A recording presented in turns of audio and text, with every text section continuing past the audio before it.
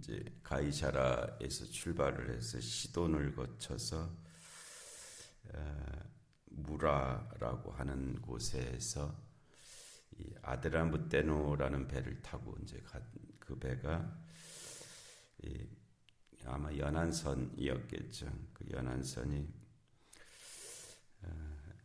그 배의 이름이 아드라무테노였는데 그 무라라고 하는 곳에서는 이제 큰 바다로 나가야 되기 때문에 거기서 연안선을 갈아타고 연안선에서 알렉산드리아로 가는 배, 알렉산드리아 호를 타고 이제 출발을 하게 되었습니다. 그래서 그 알렉산드리아 배를 타고 그레데 섬까지 이제 도착을 했죠. 미항이라고 하는 그레데 섬의 동쪽에 있는 항구입니다. 미항이라는 곳에 이르니 라세아시에서 가깝더라.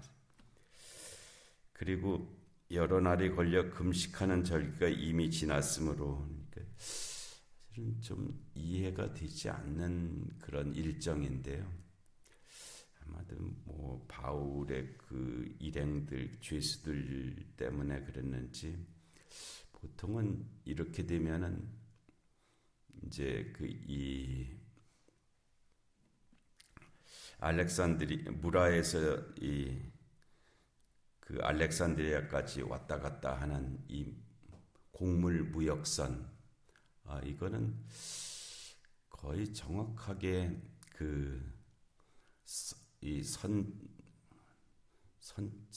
배에 물건을 올리는 것과 하역, 배에서 물건을 내리는 것이 일정이 딱 맞아야 되잖아요. 그래야 필요 없는 비용이 들지 않는 그런 일이 되겠죠.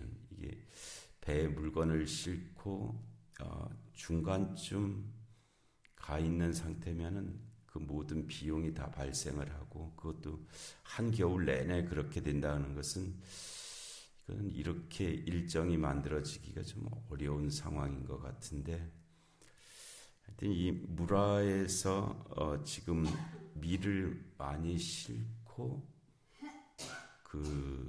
이 알렉산드리아 쪽, 알렉산드리아는 이집트거든요. 이집트로 지금 가는 그 배예요. 근데 그 배가 지금 이 금식하는 절기에 걸렸다는 거잖아요. 금식하는 절기는 그 티스리월이 이제 그 히브리 종교력으로 7월, 이 나팔절에 해당하는 그런 때인데, 나팔절은 그들이 이제 새해가 시작되는 것을 알리는 그런 절기거든요. 그리고 그 나팔절 날 그 큰 나팔이 불면서 새해가 되었다, 또는 그 의미상으로는 천지창조가 이루어졌다, 뭐 그런 의미도 거기에 고백되어지는 그런 때입니다. 그리고 그 티스리월 15일에 이제 대속죄일이 있어요. 그날 지난해의 죄도 사하고 새해에 지어질 죄도 사함을 받고 뭐 이러는 그 절기가 대속죄일입니다. 그리고 그 나팔절서부터 그래서 대속죄일까지 이 기간이 전체가 금식하는 때는 아닌데, 그래도 이 대속죄일을 앞두고 금식하는 그런 전통을 가지고 있어요. 여기서 금식하는 절기라는 것은 그때를 가리키는 그런 말입니다. 근데 이게 이제 양력으로 따지면 한 9월 중순 정도, 그때가 바로 이때 금식하는 절기에 해당하는 이때예요. 그래서 이 9월, 10월, 11월 요 기간은 그 항해를 할 수 없는 그런 바람이 부는 그런 때라고 합니다. 그래서 그때하고 그렇게 연결이 되는데요.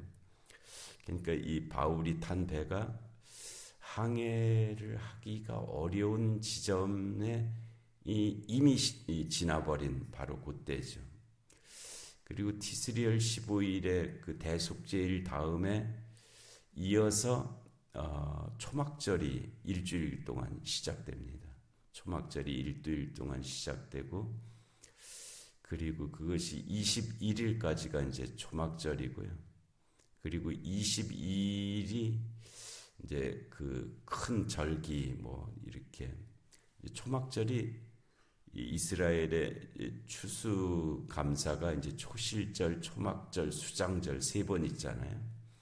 대표적인 추수감사는 초막절의 그 추수감사입니다. 그래서 그 추수를 마치고 이제 큰 절기를 갖는 것이 그 다음 날 하루 더 있고, 그런 특별한 때가 이어지는 것이 이제 이 기간인데요. 그거는 이제 유대의 그 농사와 관련된 절기가 그러하고, 여기 바울이 탄 배의 상황은 이제 그때서부터가 9월 한 중순, 10월 그때서부터 항해를 할 수 없는 그런 상황이, 바람이 불기 시작하는 그런 때가 되었다는 거예요. 그래서 그레데 섬의 그 동쪽의 미항이라는 곳에 이제 겨우 도착해서 바울이 더 가면 안 된다. 이제 더 가다가는 큰일 난다. 하물과 배만 문제가 되는 것이 아니라 우리의 생명에도 타격과 많은 손해를 보게 될 것이다라고 바울이 의견을 제시를 했는데, 백부장이 이제 의사결정권을 가지고 있었고, 그 백부장은 바울의 말을 듣지를 않고 선장과 선주의 말을 바울의 말보다 더 믿더라 해갖고 이제 그쪽으로 이제 의견이 그렇게 모아지게 되고, 그러면 우리가 이제 더 가자 하는. 근데 그 지도나 이제 그 상황을 자세히 알지 못하면 마치 이 말이 그냥 저 알렉산드리아까지 가자 이런 말처럼 이제 들리거든요. 근데 그 말이 아니고 이 미항이라는 곳이 너무 우리가 머물기에 좁으니까, 항구가 좁으니까 저 베닉스 항까지 가자, 그런 말이에요. 그래서 여기서도 어제 드린 말씀은, 하여튼 우리의 삶에서도 늘 선택은 두 갈래 길이죠. 세 갈래 길도 있고 네 갈래 길도 있지만은 그 두 갈래 길의 선택에서 어느 한쪽을 우리가 선택하면서 계속 살아오는 것인데, 그때 누구의 말을 들을 것이냐, 누구의 말을 들을 것이냐 하는 문제가 우리에게 늘 있다고 말씀을 드렸어요. 하여튼 크게 대별하면 뱀의 말을 들을 것이냐, 하나님의 말씀을 들을 것이냐, 그 선택입니다. 뱀은 선악과 따먹어도 된다. 먹어도 죽지 않을 것이다. 오히려 너에게 선악을 알게 하는 지혜가 열릴 것이다. 그러니까 저 선악과 따먹어라 라고 그렇게 유혹을 하는 그 말이 하나가 있고요. 또 한쪽은 그 따먹으면 절대로 안 된다, 반드시 죽을 것이라고 하는 하나님의 말씀이 있고, 두 말씀 중에 누구의 말을 들을 것이냐가 이제 우리의 선택의 그 기준이 되죠. 그리고 상황이 늘 그렇게 우리에게 다가옵니다. 뱀의 말을 들을 것이냐, 하나님의 말씀을 들을 것이냐. 근데 그게 우리가 잘 분별이 안 되거든요. 그래서 어리석은 선택을 하게 되는 그런 일들도 있는데요. 여기서도 이 백부장이 선장과 선주의 말을 이제 더 들어서 미항에서 이제 출발을 했죠. 그래서 오늘 12절 말씀, 그 항구는 이제 미항을 가리킨 말이에요. 그레데 섬의 동쪽에 있는 미항이라고 하는 항구가 겨울을 지내기에 불편함으로, 이 배에 탄 사람이 276명이나 되잖아요.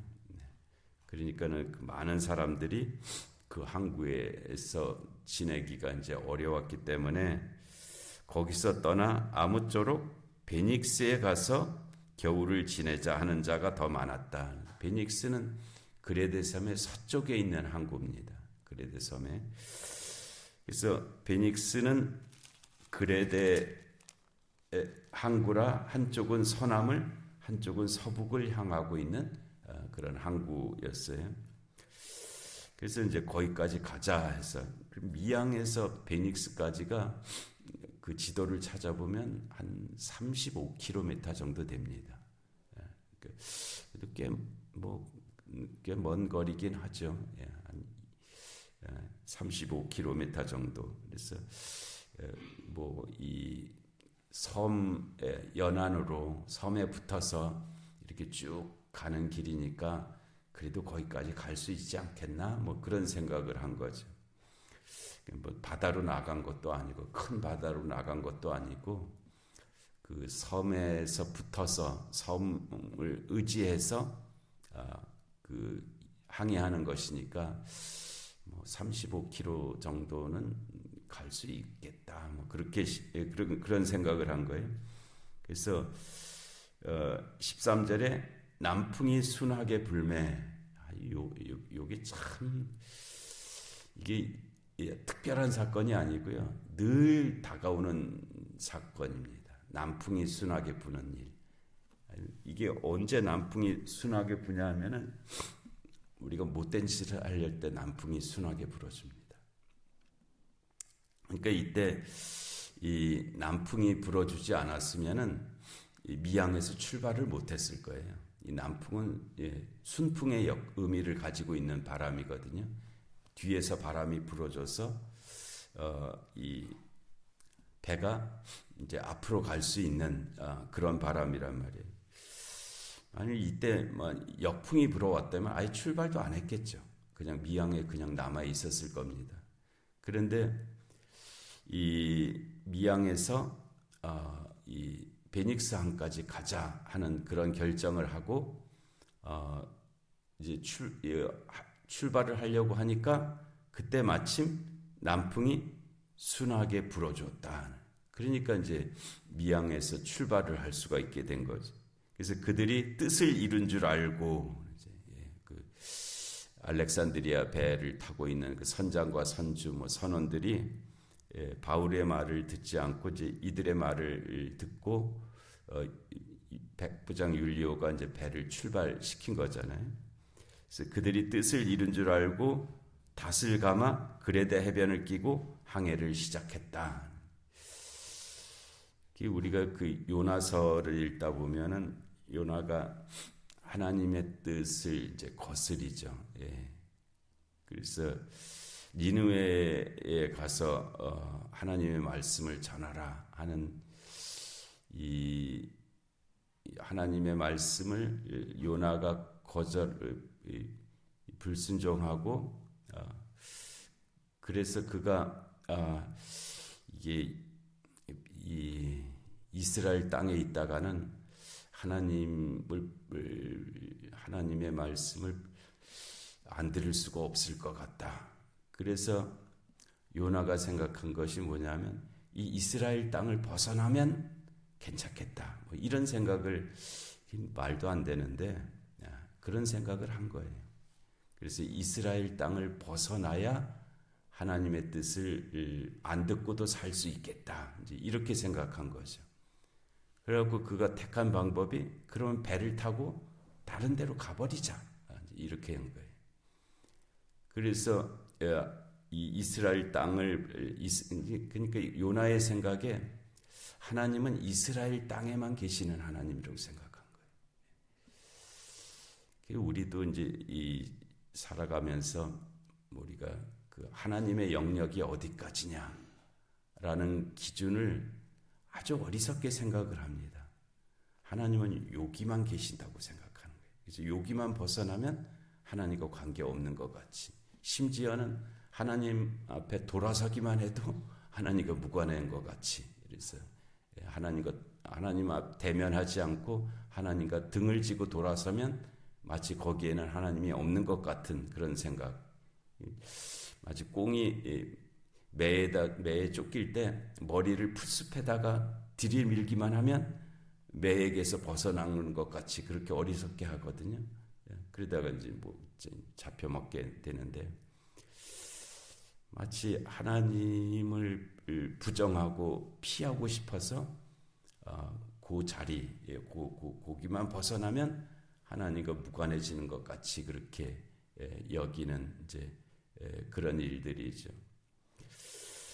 그래서 요나가 이 하나님을 벗어나야겠다 싶어서 항구에 가잖아요. 요파 항구에 가서 갔더니 마침 어떻게 됐어요? 다시스로 가는 배가 출발을 하려고 하고 있는 거죠. 그래서 냉큼 그 배에 타고 그리고 하나님과 멀어지려고 배 밑으로 내려가 버리죠. 배 밑으로 내려가서 거기 가면 하나님이 하여튼 안 보이실 것 같다, 멀어진 것 같다. 그래서 배 밑에 가서 잠을 자버리잖아요. 생각하고 있으면 하나님 나타날지 모르니까 아예 잠을 자버리자. 그래서 다시스로 가려고 했던 바로 그 일이 있었는데, 그때도 요나 앞에 그런 생각을 갖고 있으니까 요나 앞에 다시스로 가는 배가 그때 딱 나타나는 거죠. 우리들도 못된 짓을 하려고 하면 그 길이 확 열립니다. 문이 확 열려갖고 그리로 갈 수 있는 길이 그냥 이렇게 하고 돕는 자도 나타나고 막 이렇게 돼버려요. 이 알렉산드리아고도 미양에서 이제 출발을 여기서 아니고 베닉스에 가서 겨울을 나자, 뭐 이제 그 생각들을 따라서 움직이려고 하니까 남풍이 순하게 불어줬다.